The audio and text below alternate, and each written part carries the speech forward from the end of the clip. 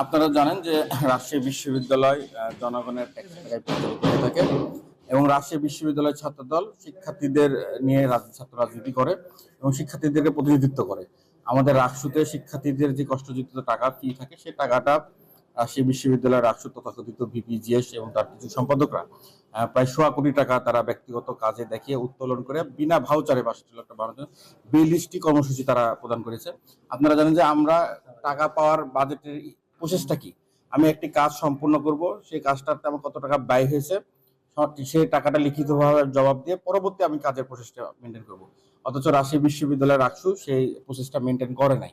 এ দ্বারাই প্রমাণিত হয় যে তারা এটি শিক্ষার্থীদের কল্যাণে তারা টাকাটা ব্যয় করেনি, তারা ব্যক্তিগত অথবা নিজস্ব রাজনৈতিক এজেন্ডা বাস্তবায়নের জন্য তারা বাস্তবায়ন করেছে। আমরা এর প্রতিবাদে আমরা বিক্ষোভ মিছিল করেছি, আমরা শিক্ষার্থীদেরকে নিয়ে ভাউচার মেলা করেছি। আজকে রাজশাহী বিশ্ববিদ্যালয়ের মাননীয় উপাচার্য বরাবর আমরা স্মারকলিপি প্রদান করেছি।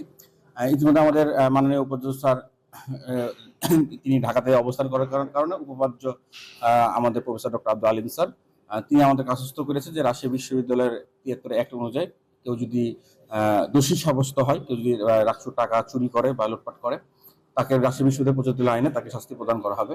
আমরা আপনার এই লক্ষ্য করবেন যে এই রাকসুটা আমাদের কতটা দুঃখজনক। এই রাকসুতে কি নাই? এই রাকসুতে ল্যাপটপ চোর আছে, এই রাকসুতে জুলাই আগস্ট গণঅভ্যুত্থানকে কেন্দ্র করে চাঁদাবাজ রয়েছে, এই রাকসুতে হত্যা মামলার আসামি রয়েছে, এই রাকসুতে ছিনতাইকারী রয়েছে, এই রাকসুতে নিষিদ্ধ ছাত্রলীগ করা নেতৃবৃন্দ রয়েছে, এই রাকসুতে আপনার স্বাধীনতা বিরোধী চেতনা যারা বিশেষ করে সেই সকল নেতৃবৃন্দরা রয়েছে।